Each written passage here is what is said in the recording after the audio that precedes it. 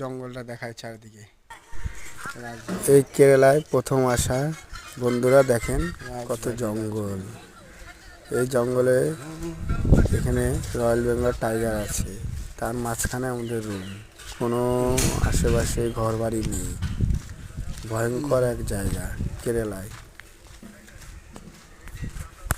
এখানে কত রকম বড় বড় বাঘ জীবজন্তু আছে এখানে। দেখেন।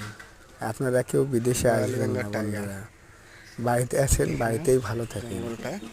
বিদেশে এসে কত যে কষ্ট সেটা একমাত্র যারা বিদেশে আসে তারাই জানে। রয়্যাল বেঙ্গল টাইগার থাকার রুম।